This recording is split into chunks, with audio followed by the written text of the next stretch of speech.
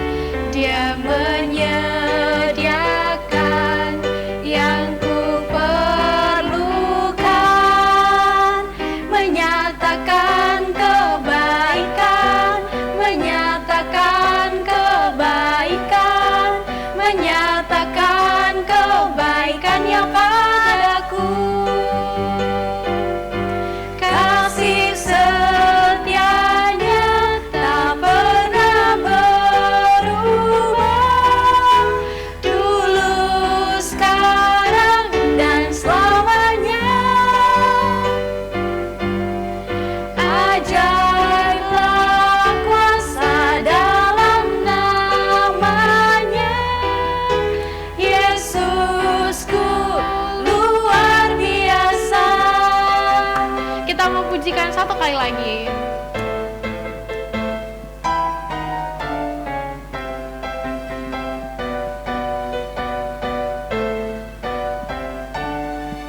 Allah itu baik, sungguh baik bagiku, ditunjukkannya kasih setianya, Dia menyediakan yang ku perlukan, menyatakan kebaikan, menyatakan kebaikan, menyatakan kebaikannya padaku.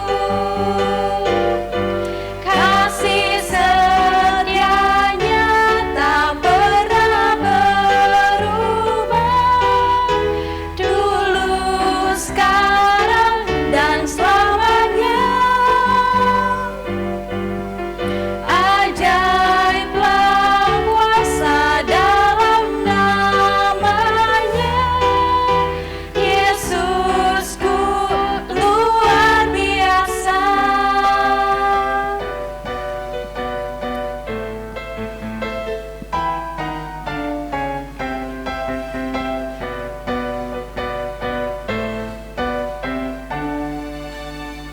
Ya, Yesus tuh emang luar biasa ya Kak.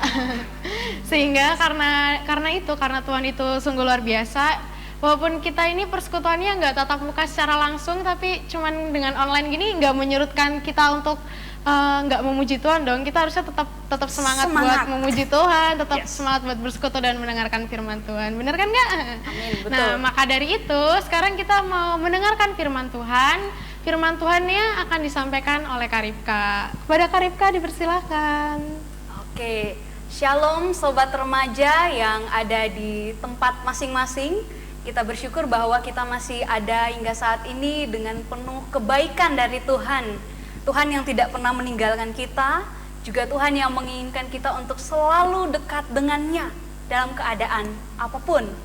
Dan karena itu, hari ini, saat ini juga kita akan bersama mencari tahu, mengenal Tuhan lebih dekat lagi melalui firman-Nya. Dan karena itu mari kita berdoa untuk memohon pertolongan Roh Kudus di dalam doa. Kita berdoa. Ya Allah Roh Kudus, terima kasih untuk kekuatan, penghiburan, semangat yang masih kami miliki hingga saat ini. Semangat untuk kami boleh berada di dalam setiap tugas peran kami masing-masing. Semangat untuk kami boleh mengambil bagian di dalam pergumulan dunia ini. Dan oleh karena itu kami masih diizinkan Tuhan untuk tetap melakukan persekutuan ini. Kami boleh bersekutu, walaupun di dalam keadaan kami tidak bertatap muka secara langsung. Terima kasih Tuhan. Saat ini kami mau membaca dan merenungkan firman-Mu yang kami percaya akan menyapa dimanapun kami berada. Mampukanlah kami, manusia yang penuh dengan keterbatasan ini, untuk menikmati firman Tuhan, untuk menemukan nilai-nilai yang kemudian kami hidupi dengan sungguh-sungguh, supaya masa remaja kami menjadi masa remaja yang dikehendaki oleh Tuhan, masa remaja yang kami isi dengan hal-hal yang berkenan di hadapan oleh Tuhan. Dan saat ini Tuhan, kami mau membaca, tolonglah kami, hati kami kiranya menjadi lahan yang subur untuk firman Tuhan. Di dalam Kristus Yesus firman yang hidup, kami berdoa. Amin. Sobat remaja yang terkasih di dalam Tuhan, saya ingin mengajak kita untuk merenungkan firman Tuhan. Dari Mazmur pasal 133 ayat 1 sampai dengan ayat 3. Mazmur pasal 133 ayat 1 sampai dengan ayat 3. Saya bacakan untuk kita. Sungguh alangkah baiknya dan indahnya apabila saudara-saudara diam bersama dengan rukun. Seperti minyak yang baik di atas kepala meleleh ke janggut, yang meleleh ke janggut Harun dan ke lehernya jubahnya. Seperti embun gunung Hermon yang turun ke atas gunung-gunung Sion. Sebab kesanalah Tuhan memerintahkan berkat, kehidupan untuk selama-lamanya. Saudara-saudari remaja yang dikasihi oleh Tuhan, ini bukan mazmur yang asing. Bahkan begitu familiarnya kita ketika membaca ini, tentu saja langsung mengingat lagu. Rebecca juga begitu ya. Ini kan mazmur yang tidak asing. Dan ada beberapa versi lagu yang menceritakan isi dari mazmur ini. Dan ini yang menarik bahwa sudah menjadi lagu, sudah familiar, lalu kemudian idealnya sudah mendarah daging dalam hidup kita. Tapi apakah bisa begitu? Apakah sudah menemukan persaudaraan yang rukun?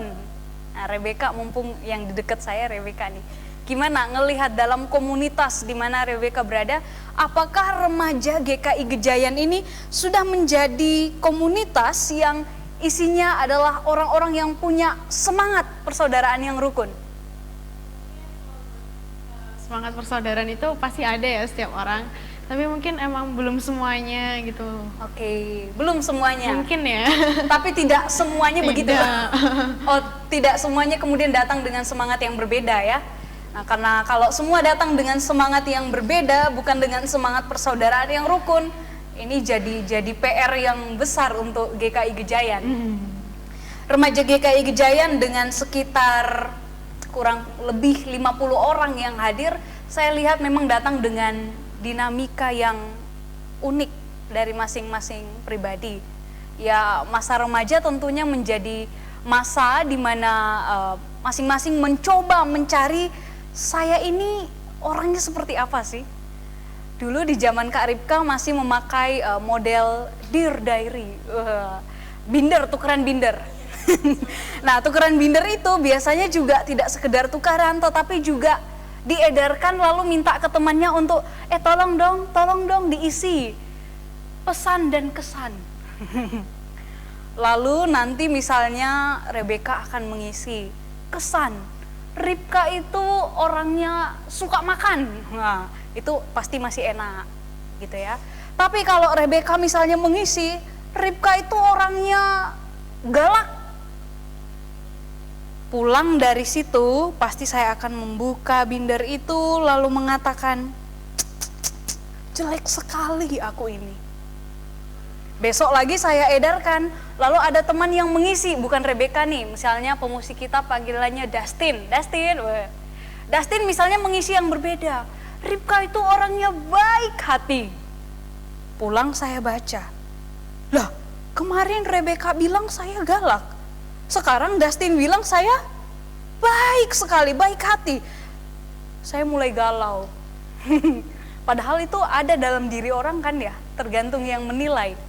Nah, tetapi inilah masa remaja di mana kita mencari identitas kita dan memang perlu kita untuk punya komunitas yang mendukung kita untuk tahu identitas kita dengan tepat. Bahkan identitas lebih dari sekedar karakter ya.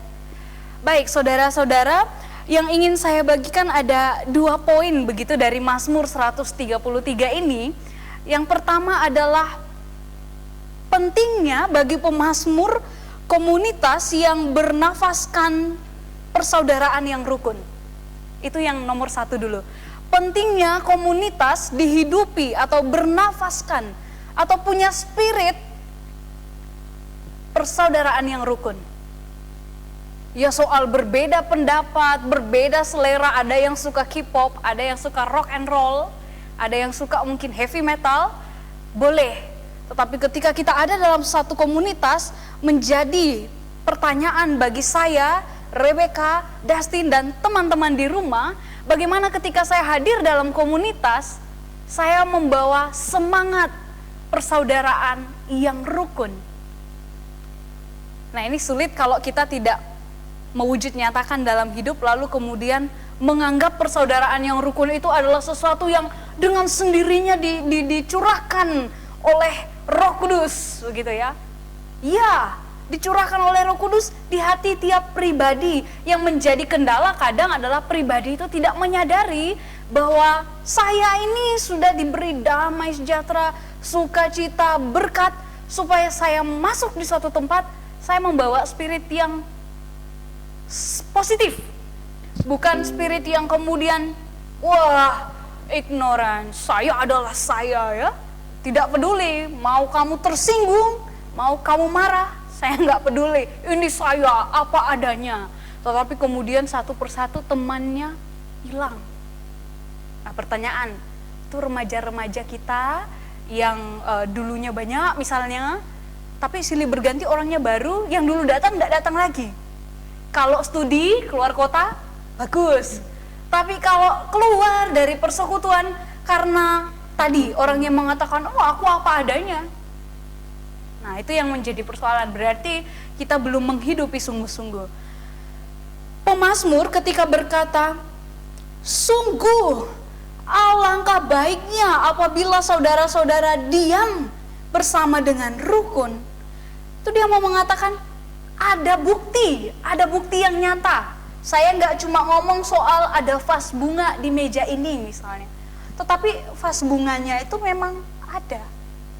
Saya nggak ngomong bahwa di tempat ini ada sofa yang saya duduki, tetapi benar-benar ada.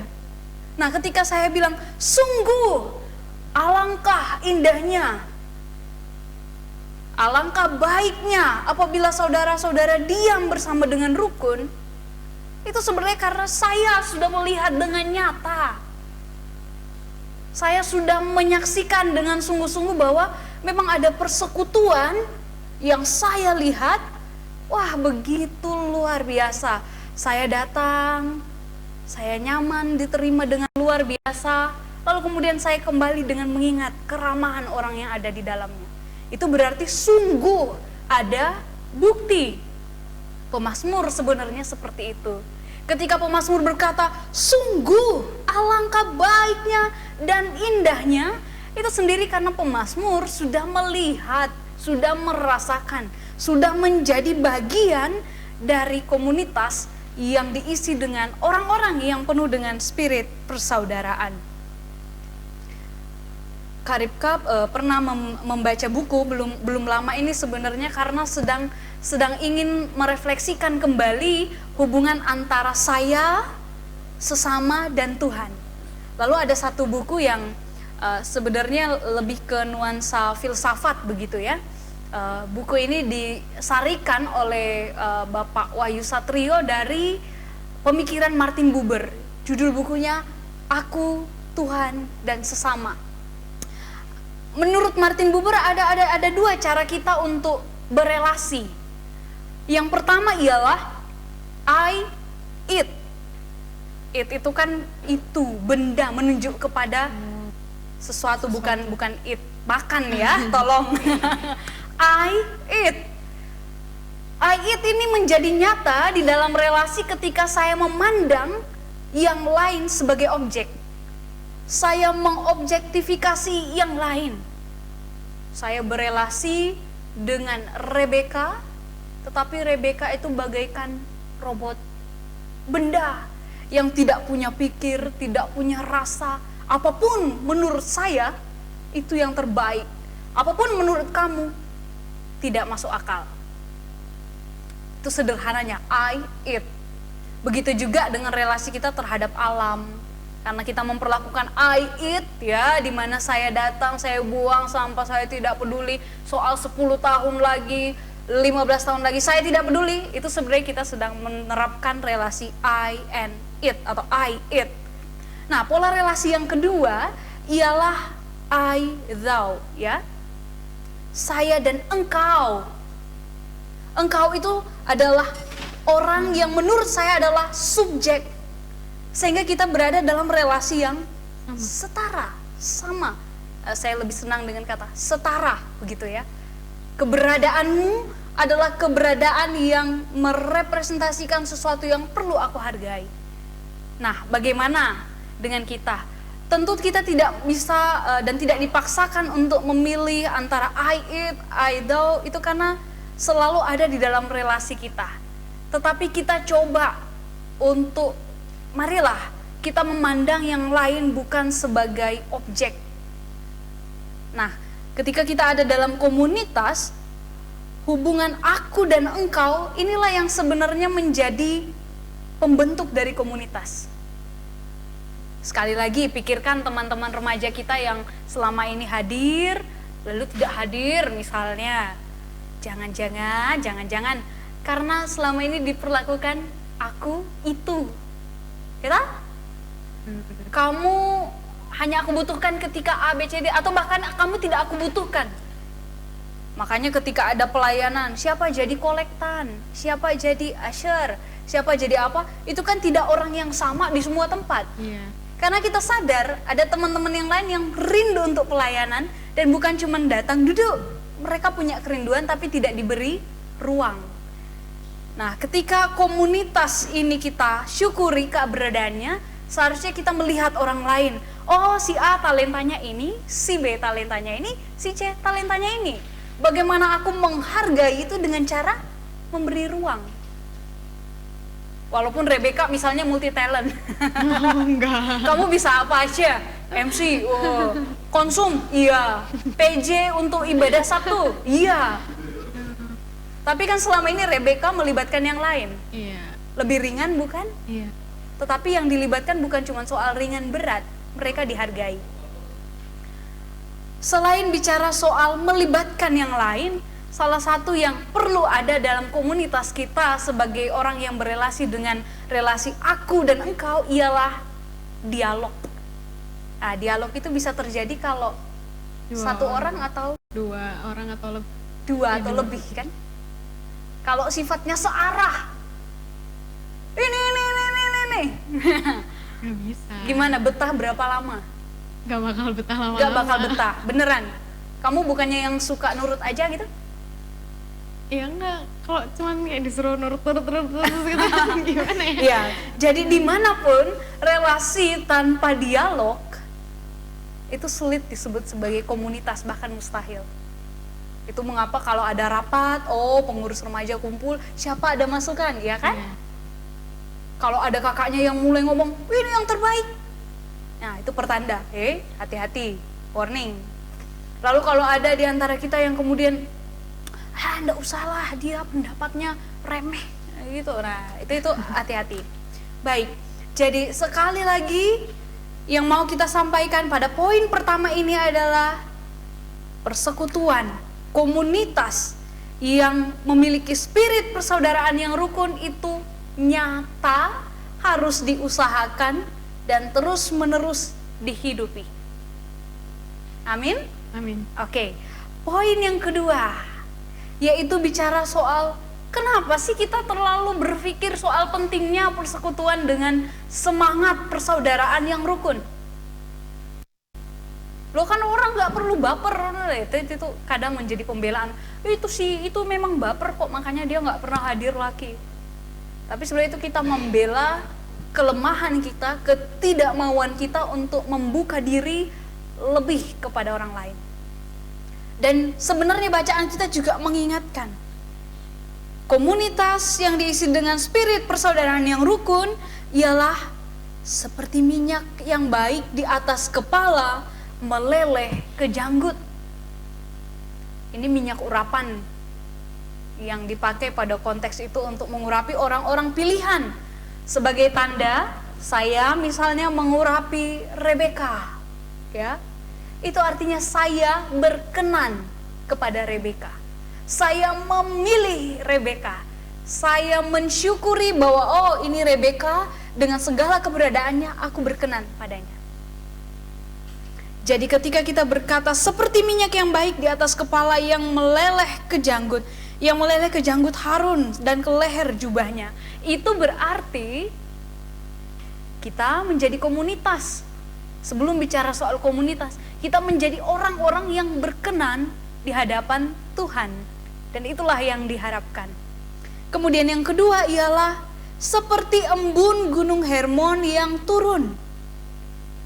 Embun itu seperti apa sih? Panas atau hangat apa gimana? Pernah megang? Nggak bisa. Nggak bisa ya, itu salju. Tapi Hawa kalau ada embun itu rasanya seperti apa? Jangan-jangan tidak pernah merasakan embun.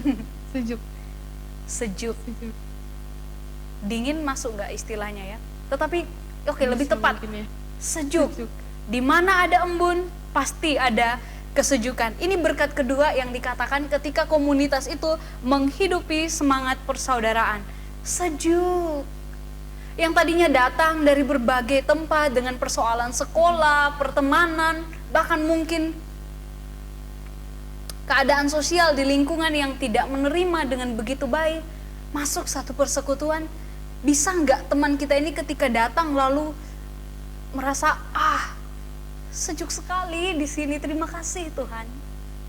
Bisa nggak ketika seseorang pulang yang tadinya datang dengan panas, ia pulang ke rumahnya lalu kemudian membawa kesejukan. Itulah komunitas yang diharapkan untuk kita. Dan kesanalah Tuhan memerintahkan berkat. Jadi mulai dari yang real, diupayakan, dihidupi sedemikian rupa, menjadi komunitas yang dipenuhi dengan spirit persaudaraan. Dan di akhir saya ingin membagikan satu cerita. Cerita yang saya baca dari buku Anthony de Mello, saya lupa judulnya. Ceritanya tentang dua biarawan. Dua biarawan ini sudah hidup lama puluhan tahun dalam satu biara. Lalu temannya berpikir, Rebeka, selama ini kita belum pernah bertengkar ya. Iya, kita hidup bersama sekian puluh tahun, tetapi kita tidak pernah bertengkar. Gimana kalau kita bertengkar? Sepakat? Sepakatlah, kan kita belum pernah bertengkar. Kita coba. Oke? Sepakat. Baiklah, kita bertengkar. Lalu kemudian Rebeka mengatakan, ini rotiku. Kamu nggak boleh makan dari roti ini, semua untuk aku. Tapi Ribka mengatakan, ya udah, ambil aja semua. Kalau begitu jadi bertengkar atau tidak? Nggak jadi. Oh, oke, baiklah, tidak jadi bertengkar. Kenapa? Kan kakak kasih semua. Oh, oke, karena tadi kamu mau mengaku semuanya, ini semua untukku. Tetapi justru temanmu mengatakan, ambil aja. Itulah relasi kita. Memang tentu tidak semua hal kita bisa seperti itu. Ada hak yang kita hargai, bukan? Tetapi banyak dalam kehidupan komunitas, kita perlu memberikan sebagian hak kita untuk diatur bersama. Nah, bicara soal komunitas, saya ingin kita untuk memikirkan bahwa yang disebut komunitas bukan hanya komunitas lokal, persekutuan kita sebagai sesama orang percaya. Ada komunitas yang jauh lebih luas yang Tuhan juga memanggil kita, yaitu komunitas regional, wilayah di mana kita berada. Gereja perlu sadar ia berada di mana. Dan juga komunitas nasional, bahkan komunitas global. Apa yang menjadi contoh nyata? Contoh nyata ialah keadaan yang real saat ini, di mana pandemik COVID-19 menjadi pergumulan bersama. Apakah bisa gereja kemudian mengatakan, komunitas gerejaku saja? Apakah bisa gereja mengatakan, ya biarlah GKI Gejayan tetap beribadah misalnya? Kan kemarin itu pro kontra ya. Tapi kemudian GKI Gejayan memilih untuk tidak, kita tetap bisa beribadah dimanapun kita berada dan kita upayakan fasilitasi. Sebagai bagian dari komunitas nasional, bisakah kita berkata, saya lebih taat kepada Tuhan daripada kepada pemerintah? Saya lebih takut kepada Tuhan daripada pandemik COVID-19. Lalu kemudian kita lupa akan mereka yang berada dalam barisan terdepan untuk menangani persoalan ini. Sebagai komunitas global, bisakah Indonesia berkata bahwa urusanku, masalahku, aku tidak membutuhkan pertolongan yang lain. Juga ketika yang lain, aku tidak peduli. Saya rasa komunitas kita tidak seperti itu. Inilah gereja sebagai bagian dari komunitas lokal, regional, nasional, bahkan global. Tuhan menolong kita dimanapun kita berada.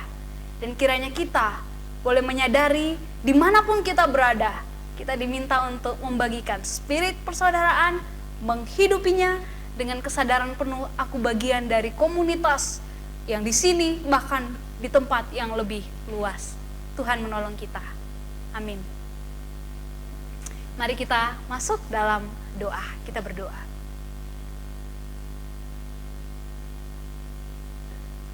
Tuhan Allah kami, terima kasih untuk sapaan lewat firman Tuhan. Ketika kami berada di kediaman kami masing-masing, ketika kami merenung dengan pergumulan dunia saat ini, firman-Mu menyejukkan, meneguhkan, bahkan menggelisahkan kami supaya kami terlibat aktif di dalam menciptakan komunitas-komunitas yang diisi dengan spirit persaudaraan. Kami sebagai pribadi, bahkan kami sebagai gereja, kami boleh menyadari bahwa kami dipanggil untuk menjadi bagian dari masyarakat, bahkan komunitas global. Semua kami bersatu hati ya Tuhan, memohon kasih penyertaan Tuhan. Kiranya firman-Mu menolong kami, bahkan Tuhan sendiri boleh bersama-sama dengan kami untuk melewati setiap pergumulan hidup yang kami alami. Terima kasih Tuhan. Tuhan kiranya juga memberkati saudara-saudara kami yang saat ini berada di rumah, di dalam setiap keberadaan mereka. Tuhan kiranya menyertai. Untuk mereka yang ada dalam barisan terdepan untuk penanganan pandemik ini, kami percayakan keselamatan, kesehatan mereka semua. Untuk mereka yang sedang menjadi pasien, dan bukan hanya untuk kasus pandemik ini, mereka yang sedang sakit dengan penyakit yang mereka alami masing-masing, kami mohon lawatan Tuhan. Untuk keluarga yang mendampingi, yang mendukung, orang-orang di sekitar yang mencintai, Tuhan juga memelihara, memberkati mereka. Terima kasih Tuhan, Terima kasih. Amin. Terima kasih Kak Rifka atas firman yang udah disampaikan. Firmannya bagus banget ya, jadi kayak kita diingatkan kembali untuk terus menjaga persaudaraan kita, untuk terus hidup rukun. Jadi teman-teman, persekutuan kita pada hari ini telah usai. Tapi sebelumnya aku minta tolong untuk mungkin bisa kasih like dan komen, juga saran untuk mungkin kita bisa memperbaiki persekutuan ini untuk lebih baik lagi ke depannya.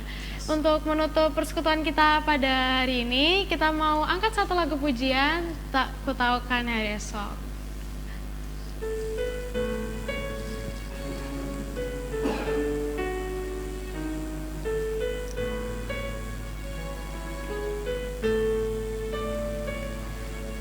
Ku tahu kan hari esok, namun langkahku tegak.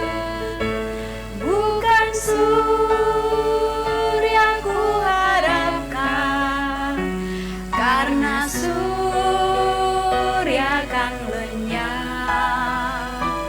Oh tiada ku gelisah akan masa menjelang. Ku berjalan serta Yesus, maka hatiku tenang.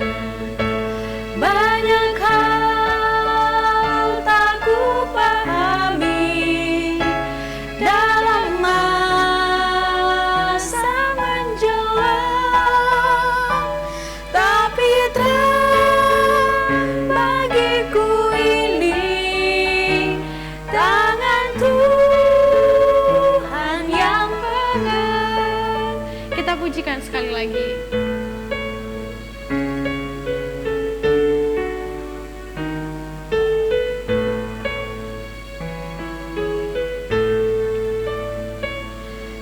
Ku tahu kan hari esok, namun langkahku tegak. Bukan surya ku harapkan, karena surya kan lenyap. Oh tiada ku gelisah akan masa menjelang. Ku berjalan serta Yesus, maka hatiku tenang. Banyak hal tak ku pahami dalam masa menjelang, tapi terang bagiku ini tangan Tuhan yang pegang.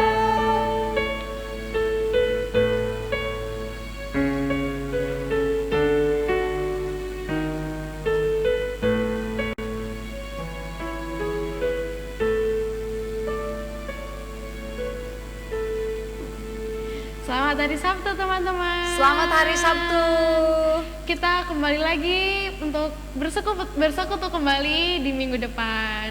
Dadah.